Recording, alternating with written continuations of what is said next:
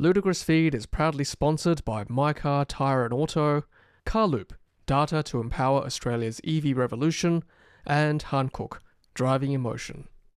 Hello everyone, I'm Tom, this is Joy. Hello. And today we are going to talk about the fact that Australian battery electric vehicle sales, that's new car sales, have reached over 10% of all sales for the first time in Australia. That's fantastic news. And that is that ever? That is ever, yeah, that's ever for the month of June 2025, so just last month. So I'm going to put up this article in The Driven by our good friend Riz Akhtar, who joins us every week on the live stream. Thank you, Riz.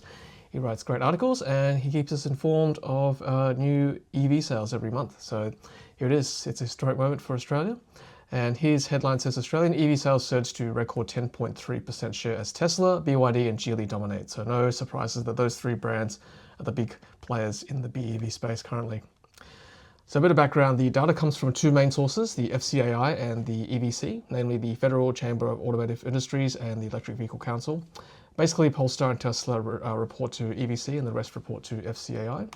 13,000 battery electric vehicles sold in Australia in June 2025 for a record 10.3%, up from 9.2% in May, so the month before, and 8.3% in June last year. So all good numbers there. Everything's going up at the moment, which is great. And I think a lot of it has come from Tesla, I would say. The Tesla Model Y took the lion's share of the sales over the last 2 months, May and June. So let's scroll right down to the top 10, basically, or top whatever it is in this list here.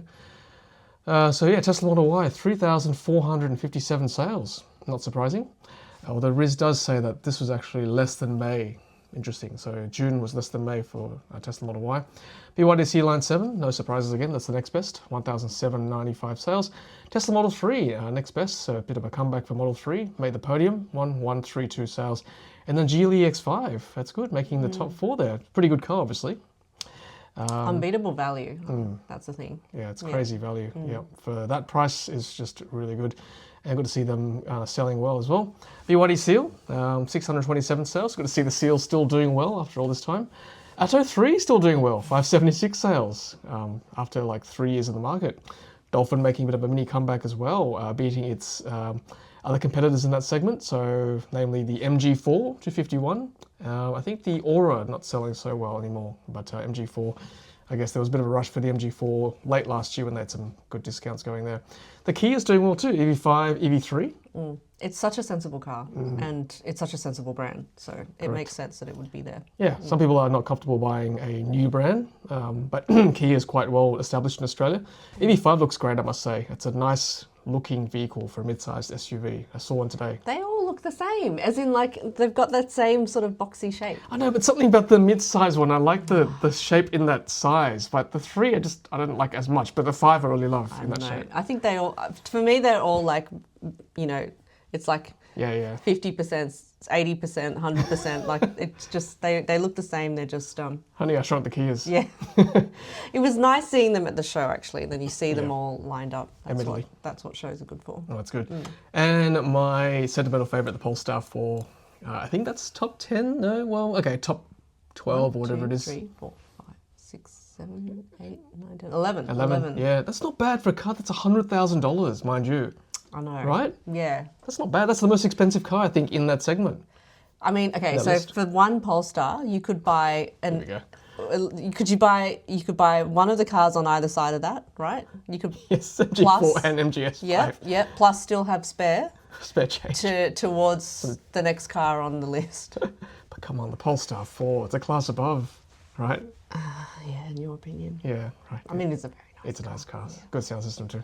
Yeah, glad to see that's still hanging in there in the list that I see month to month. So Polestar 4 doing well. And the MGS5, I know it's only the first month, I think, of deliveries for the MGS5, but looking promising, 171 sales. I think that's the one to watch. That'll climb the ladder, I'm pretty sure. That's a very good value as well. Just up over 40,000 on plus on roads. So yeah, that'll give the EX5 and the Atto 3 a run for its money. Any surprises there for you, or no? That's pretty much what you expect in the list like that.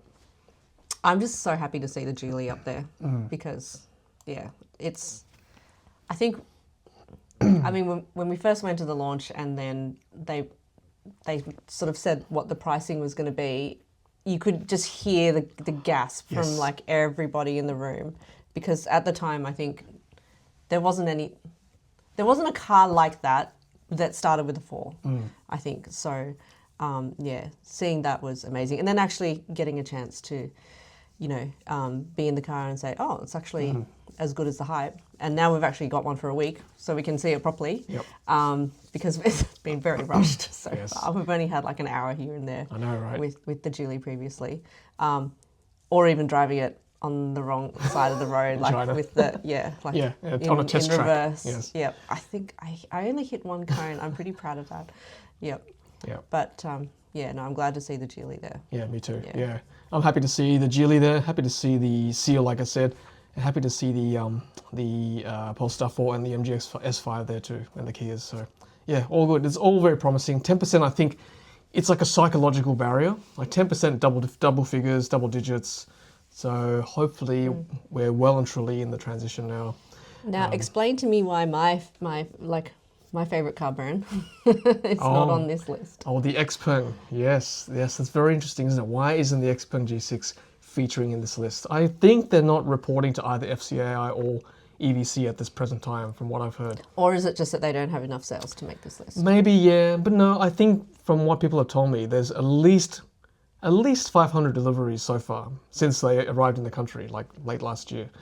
So But that wouldn't be enough to make this list. I mean, that's over 6 months. So month to month, maybe not, but still, I don't think they're reporting from what, I could be wrong, correct me if I'm wrong, but hopefully with the new batch coming from China, they've arrived in the country. As those deliveries make their way to customers this next month in July, hopefully we'll see them feature. So sales is different from deliveries, because deliveries when you actually get the car, isn't it? Correct. So these are deliveries, which, yeah, no, it's semantics, but I think it's when customers get the cars. Because don't some people like say they want a car and then it's like they say like, oh, delivery is like in like 6 weeks or 10 weeks or something. So that wouldn't count as a sale then. No, that's right. It's ordered, but not in their hands. Okay. They're not driving it yet. So that's right. Right. So sales is basically someone has driven away with the car. Correct. Okay. I'm pretty sure. Again, correct me if I'm wrong. I'm pretty sure Riz has explained this to me in the past as well. Okay.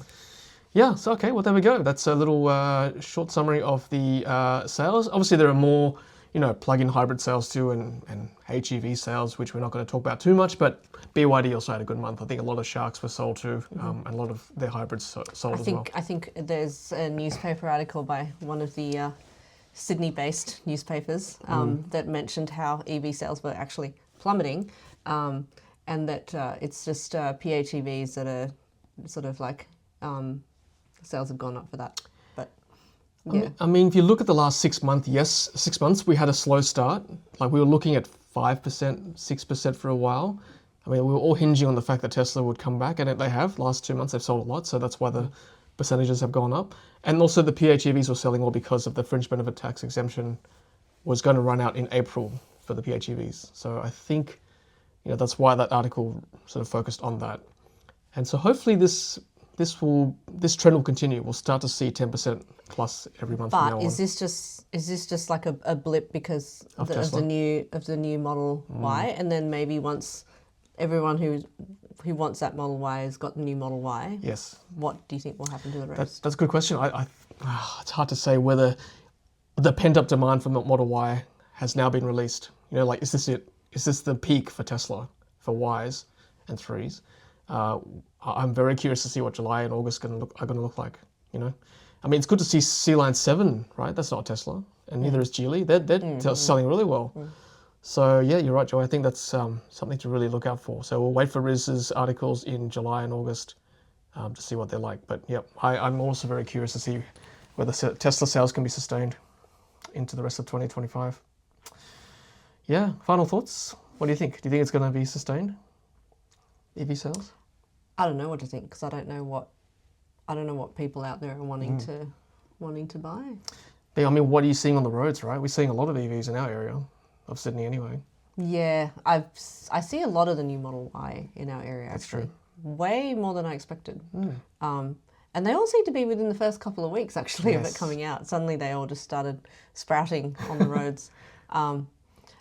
I feel like I don't see enough Geelys. Like I see a few Geelys, but yeah. Yeah, seen a few C-Line 7s as well. Yeah.